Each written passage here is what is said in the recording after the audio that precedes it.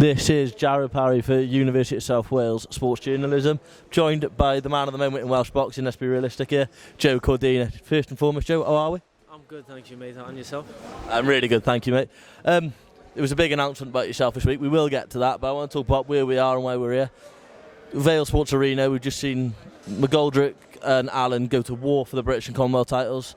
Great fight. Obviously, Team GB, yourself and Sean on there. How nice it to see a former team member there just go up and win domestic honours. It was great. Obviously, Sean have had a lot of bad luck with injuries and stuff, and he's held his career back a little bit. But me seeing him win a British and Commonwealth title tonight, it was a proud moment to see, and seeing what we've come through. I've won Commonwealth and British, and we've both gone through the amateurs together. Team GB, Team Wales, been all around the world with Sean. So, and we boxed in the same gym. So for me to see him win that tonight was a great moment. It's a great fight, but I also want to talk about the chief support. Obviously, you fight in the lightweight division. We went down to the Welsh area level, and what a fight between Rashid Omar and Conor McIntosh, which Rashid Omar braved out and took the win in the end over points. What a fight that was. Yeah, it was an unbelievable fight. It's probably one of the best fights I've seen in a very long time.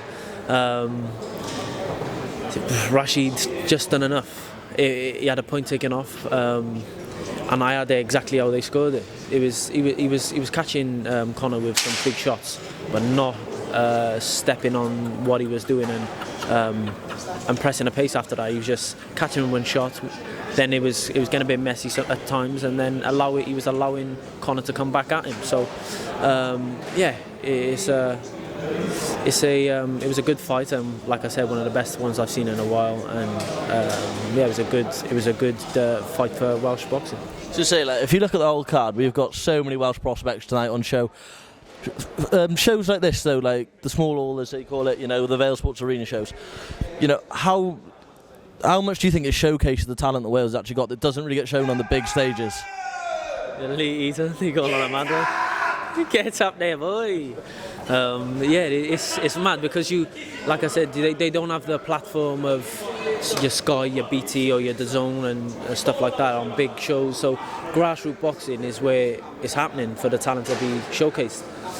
You get a lot of fighters that don't go for the GB setup or the Welsh team or England or whatever. So in the area levels, they don't really get shown. So they need shows like this, grassroots shows, and Lee's done an amazing job, by the way, Boxing Social showing it on their channel to showcase the local talent. So yeah, you got Brandon Scott, Carvel Crocker, Kieran Jones, Ben Crocker, who else? We had a lot of good fighters on it, and it's showcasing, and they're the next boys coming through. So it's it was great. It was a really good night of action, and to be fair, like you said, Boxing Social streamed this. For some of these fighters, this would have been the first time for them getting coverage really by broadcast. How much for a young fighter would that mean, to finally be broadcast on telly for a lot more people to see you? Yeah, it's good for them because they get to be seen. But at the same time, everyone's got to make a slow progress, and some of these boys wouldn't have had coverage. Now it's the Boxing Social. Maybe a couple more of these, and then as they step up the levels and maybe win area titles and like the Welsh title or your Commonwealth title and then they start building on big shows. But I think it was a great night. It was probably the busiest I've ever seen the Vale Arena. And it was a great show put on by Lee. It was a great night, but I think we're in for another great one on April 22nd. Yourself, Shavkat Rakhimov. It's build, regain or retain. Personally, I'm in the regain camp. I'm not saying I can stood here. I was here that night when you knocked out Agawa. One of the best nights for not just myself watching, but I think nearly the whole of Wales, the whole of Cardiff. Obviously, it was topped off the next day. Wales made the World Cup and all. It was just a perfect week. Are we going to get another perfect weekend, would you say, in April 22nd? Of course. Listen, I'm confident in that win. I'm confident in getting the knockout. But the first and foremost, I just need that win. I need to get to April 22nd, no injuries, nothing, and then we'll take care of business. But listen, I'm going in that fight not as a challenger, as a champion. I never lost my belt in the ring. It's wrongly stripped, but listen, it happens in boxing, and I'm going to push on, get that title back, and then go on for some big fights in the future. I was going to say, looking at the announcement, there was a lot of demand for tickets for yourself. You blew the roof off the place back in June last year. We all know you're a bit of a Cardiff City fan. Do you think that could be the next step for you, like headlining their stadium? Yeah, of course, but you need the right dance partner. I can go and have a fight in the Cardiff City Stadium with the Alpha Barrett, for instance.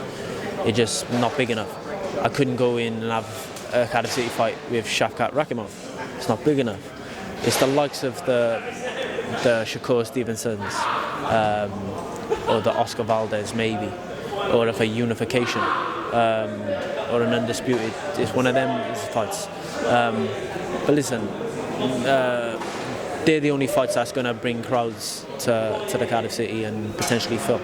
So, but at present moment, I've got a job to take care of, and that's Shavkat Rakhimov on April 22nd. Can we have a final word and a final prediction from yourself about that night?